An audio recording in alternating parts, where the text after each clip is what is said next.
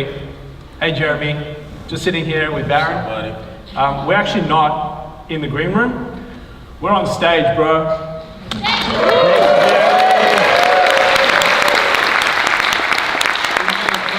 Yeah, baby. He's a good guy. From me, from BD, You're a legend, Jeremy. and from Melbourne, Australia. Thanks, brother. Thank you very much. All right, guys. Thank you.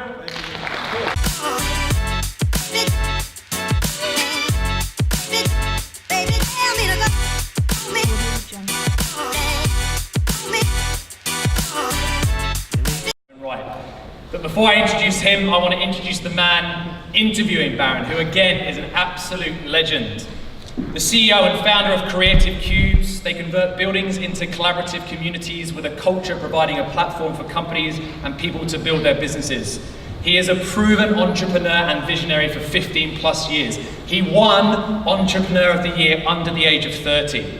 He's had previous successful exits. His accolades most recently include winner of the Best Mobile App in the US 2015, winner of the Melbourne Design Awards 2018, and winner of Westpac Today Tomorrow 2018. His friends say he's cursed with ambition, afflicted with initiative, damned by an unquenchable drive for success and more. But he says it's not his fault, as he was merely born and modelled his father's highly successful entrepreneur flair and zest for concept creation. He's interviewing today Baron Davis, who is an entrepreneur, investor, and two-time NBA All-Star record holder. So please, I need you to get on your feet for this one. Everyone on your feet. Everyone on your feet. Baron, you wait, man. But everyone on your feet. Everyone on your feet. This man, give him a huge.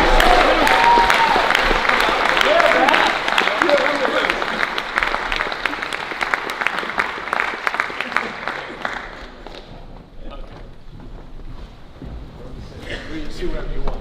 You're Baron Davis, you sit wherever you want. Do you want to sit on this bench? So you want to sit together? Yeah, let's sit together. Really? How you guys like this? Hey! What's up, Melbourne? Baron Davis, everybody! How are you? I prepared a little slide. You haven't seen this. Baron Davis, 1979. Toby Scover, 1980. You got me by Damn. You got me by a year. All right. 6'2". I won that one. 5'10" on a stool. You went to UCLA? I win that one. I went to UWS, but I actually dropped out after 3 years. It's just not for me. I didn't graduate either. I left after my sophomore year, so that should be considered. Yeah, the difference is you went to the league.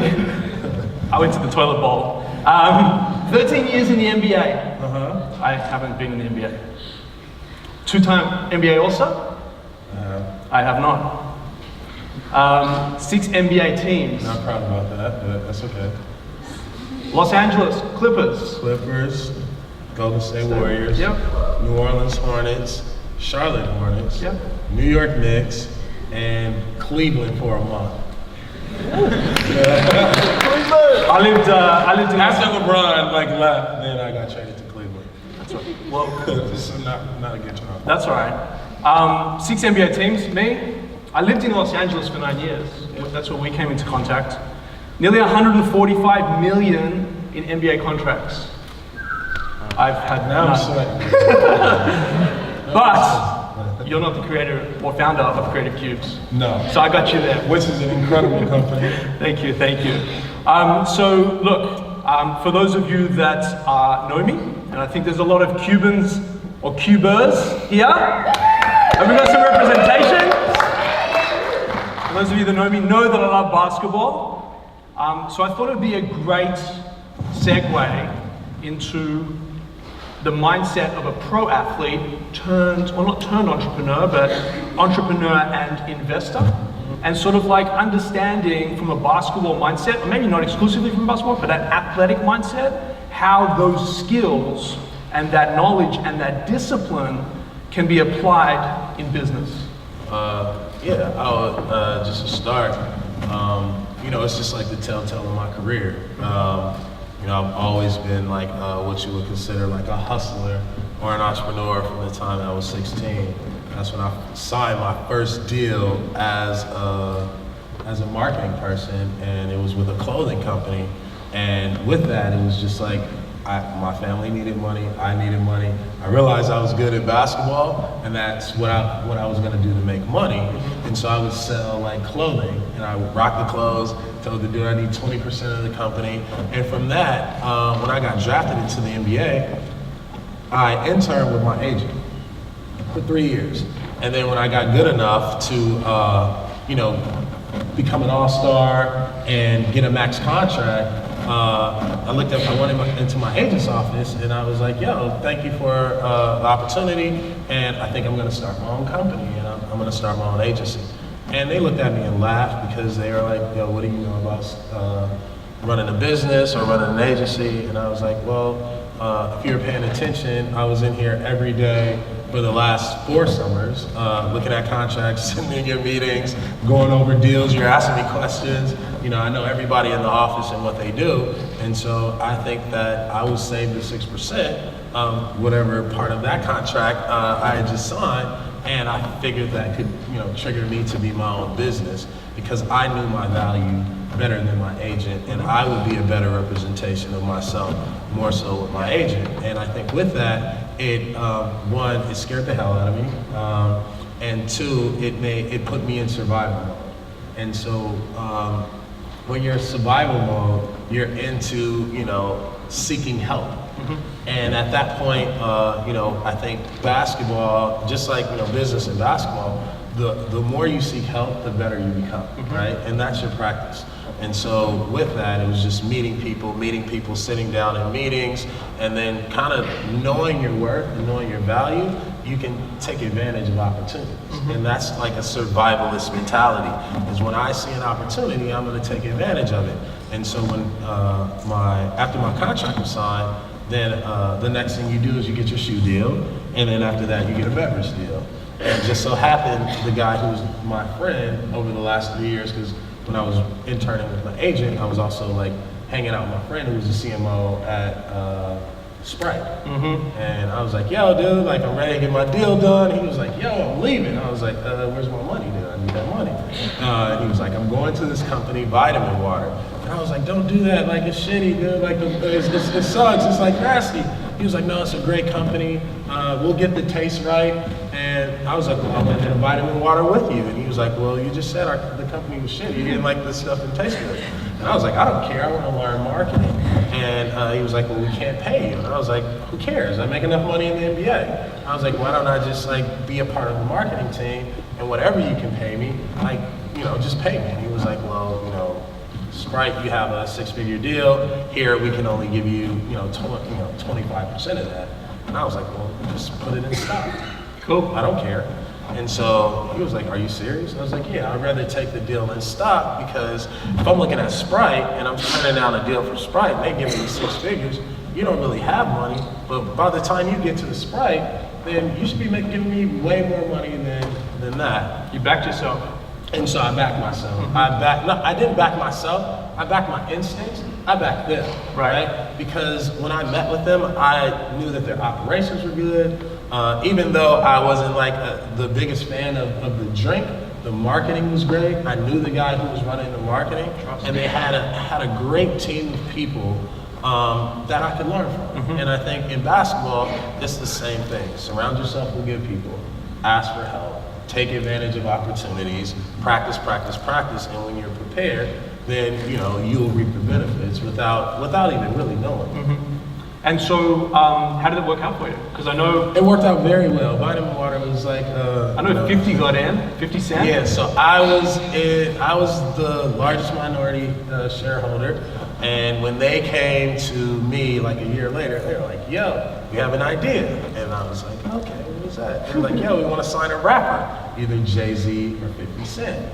And I was like, oh my God, sign 50 Cent, because he goes on concerts, he takes his shirt off, he's gonna like spray Vitamin Water on himself, he's gonna go cheating. And myself, 50 Cent, and Jay-Z were all at Reebok. And so when we were at Reebok, I would always ask the Reebok people, like, who's better for you, Jay-Z or 50 Cent? And they were like, Jay-Z is good for awareness, but 50 Cent is moving product. It was like, because he takes his shirt off and he throws the G Unit, and he takes his shoes off and throws G Unit. I was like, damn, he don't do that for Vitamin Water. You know what I mean? And he's in his moment.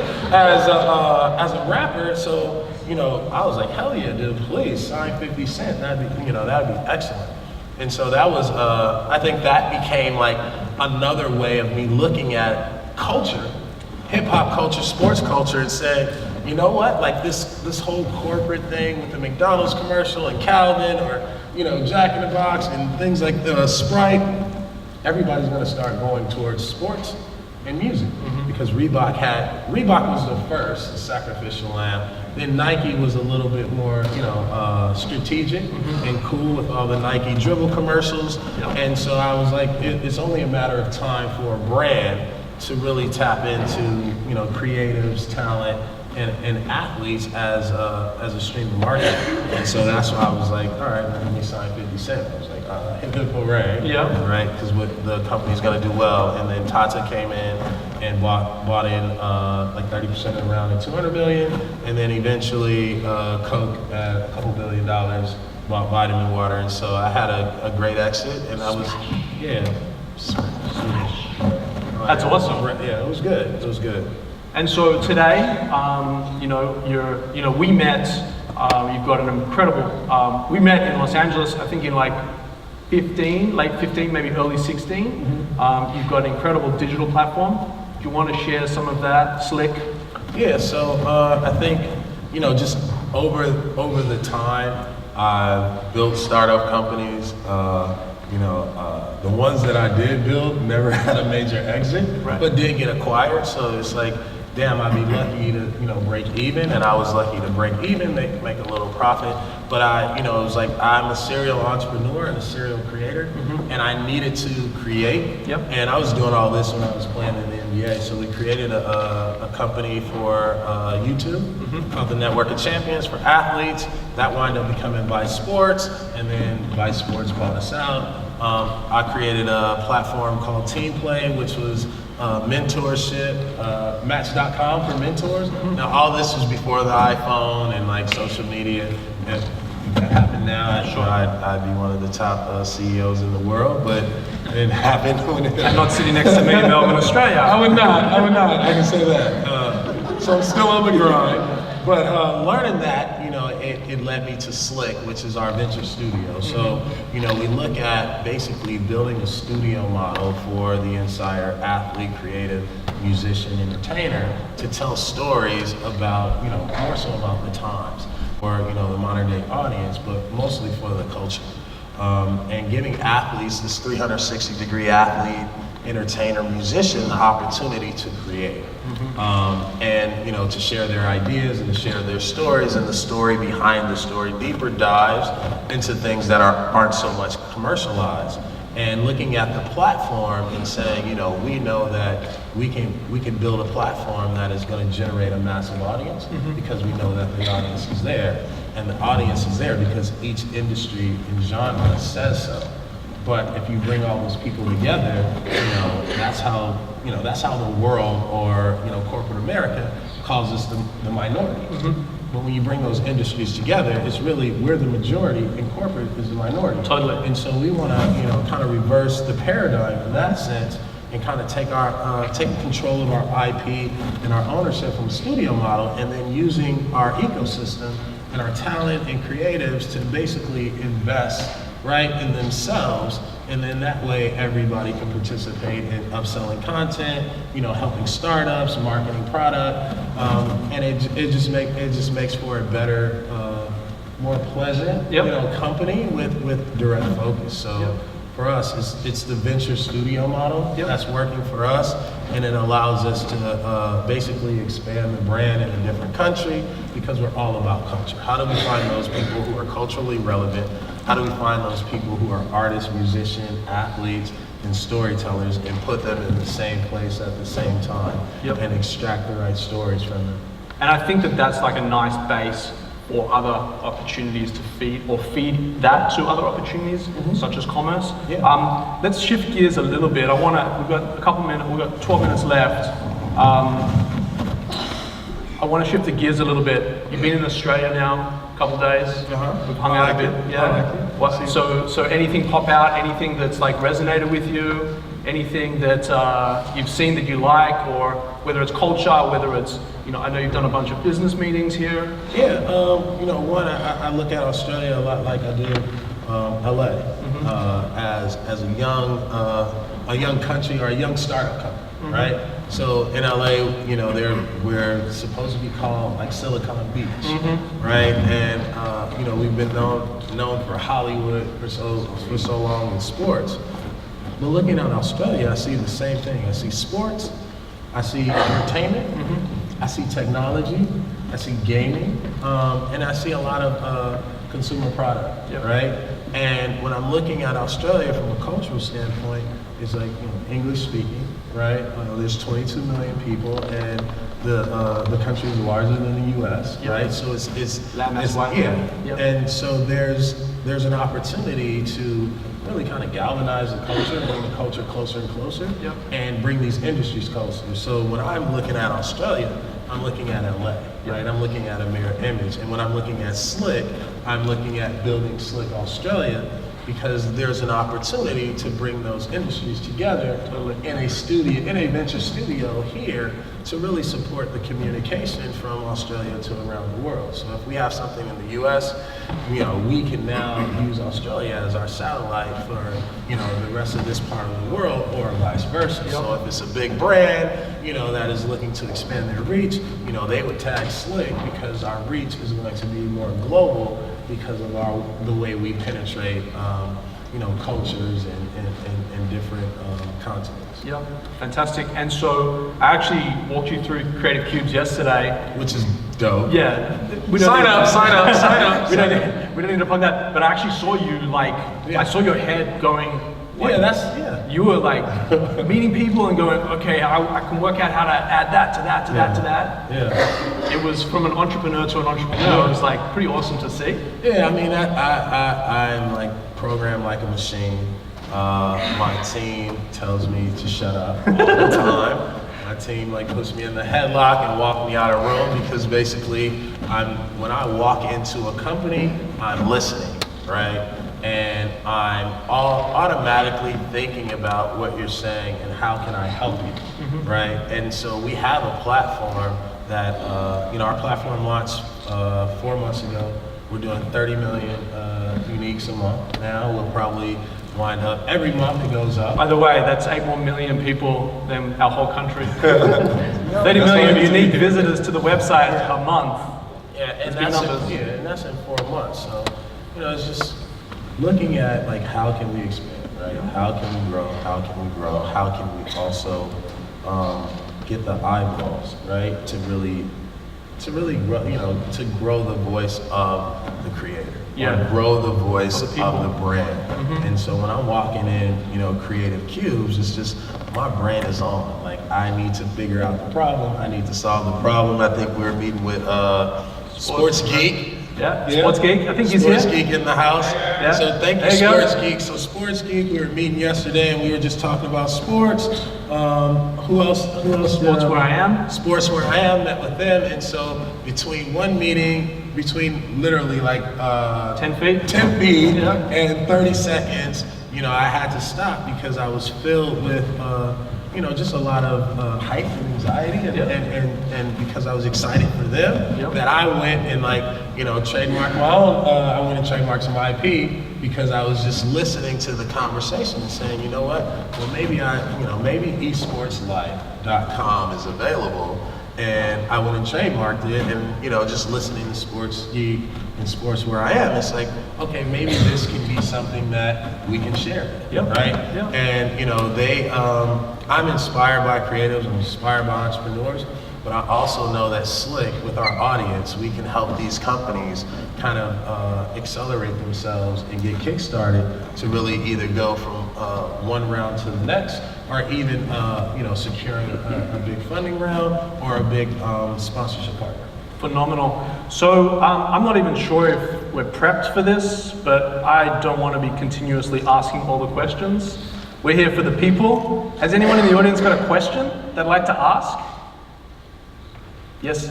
What's your favorite basketball team at the moment? Excuse me? Who is your favorite basketball team at the moment? At the moment. UCLA Bruins. college. I'm watching college basketball right now. But in the NBA, you're a Lakers fan? I'm an NBA fan. You're an NBA fan? Yeah, I'm born a Lakers fan. My heart is with Golden State, and that's it pretty much. And you stay neutral because you're a broadcaster. Yeah, I'm on TNT. You're on TNT? Yeah. Well, you don't have to stay neutral. Like our job is on TNT is I always say I have the best job in TNT because we have to. The game starts at 7:30. We have to be on set at 7:30 Pacific. Yeah. Sorry, Eastern. Eastern time. Yeah. And we go from like 7 to 2 in the morning. Yeah. 7:30 to 2 in the morning, but you don't have to get there until 7 o'clock. And you just get a haircut, get your makeup, put on the mic. You don't rehearse. They don't want you to rehearse. Everything that we talk about is on the fly, improv, and it's almost like you got a guy in your ear and he's like talking shit. Excuse my language. He's talking shit to you, but they want you to mess up. We don't swear in this country. I know. I heard I get arrested for that. No, you can't. My wife actually said, "You're not going to swear on stage, are you?" Probably. Well, I always make it an issue to try and say at least 5 cuss words when I'm on a panel. Just so I think we're right at home. So that's really cool. Something just came into my head while you're talking, but like a true entrepreneur, it's evaporated within seconds. Other questions? Hey, wondering if there are any areas of the NBA you see yourself ripe for disruption by startups? I think a lot. I think from a technology standpoint, the NBA is right for disruption. I think from a content standpoint, you have a lot of players. LeBron has Uninterrupted. You got Players Tribune. You got Bleacher. You got Barstool. You got TNT just launched their OTT platform. ESPN, they have the Undefeated and a cycle. So I think from a content perspective, which is hard to believe that there's disruption there, and that's why we built Slick. And I think from a technology standpoint, just looking at all the technology that supports and back in a lot of the content or a lot of the news and information that you get from the NBA, I think that can be supported. Everybody's into the data, shot charts, hot cold zones, things like that. That is of no interest to me. I don't know why, because I just never believe that a computer is going to, anytime I take a shot, I got a 50-50 chance of making it, and I think I got a 100% chance, so I don't really care what the computer says. I'm right there with you. But I think that there are some data points in and around the game, in arena, AR, VR things that could, drive the fan engagement. And when we talk about live events, I know for us as Slick, in our company, we look at arenas and professional teams as retail experiential. And so there's an opportunity to continue to keep the fan engaged, whether you're in arena or at home. So there's major disruption or opportunity in that way. Do we have anyone from Melbourne United in the building? Can we get this guy a contract to play ball down here? Anyone? My question is... Thanks, Sports King. My question is, the transition from being an athlete, because I'm a dancer myself, the transition from going from an athlete to an entrepreneur, how did you go and handle that transition? That's a tough transition. For me, it was, I got ahead of the curve. My grandmother always told me that, boy, you can get hurt one day and it can all be over. You gotta have something to fall back on. And I think just in sheer paranoia and in a survivalist mentality, I kind of started it early. And, it was like and I measured things, the NBA I played 13 years. So my NBA kind of goal sheet was mapped out in 3 to 5 year increments. And so I was supposed to play 15 years, right, and then retire, but I guess I was forced to retire after 13, so I was already on schedule to be in that transition period of retirement. It just got accelerated faster, but it's just preparation, and practicing for what you want, whatever you see the future or what your future goals are, and sports teaches us that all the time. 2 more questions, 60 seconds each. Let's hit it. Where does your greatest accomplishment reside in, like on the basketball court or in the business arena? Oh, my kids. I got 2 boys. That's my greatest accomplishment. I would say that's my greatest, so far I would say that's my greatest accomplishment. Like obviously playing basketball was incredible and an incredible run. And I never thought that, I always thought that through basketball I'd be able to take care of everybody and like save the world. But that's not the case, No? right? It's happening more so after basketball. And I think that when I had my kids, it kind of opened my mind up to really start to focus in and hone in on really appreciating the fact that basketball has given me such a pedestal to stand on, and I can do more. So, you know, without my kids, I wouldn't necessarily have that perspective, and they're super freaking cool and cute, and like I can't believe like they come from me. And, like, they kind of look like me, but like they look so much better. As some of you I already know, like I lived in Los Angeles. I like to sort of always remember where I've come from. We have a mutual friend, very good mutual friend by the name of Jeremy, who's an incredible entrepreneur. And so I was going to FaceTime him now, but he doesn't want the limelight. So I just wanted to kind of take a quick video, and if we could all say thank you to Jeremy after I give it a little bit of a build-up. Baron Davis came all the way from LA. Because of Jeremy. Because of Jeremy, but to be here with you guys, Yep. and you know, it wouldn't have been possible without him. So just very quickly, hey Jeremy, just sitting here with Baron. Buddy. We're actually not in the green room. We're on stage, bro.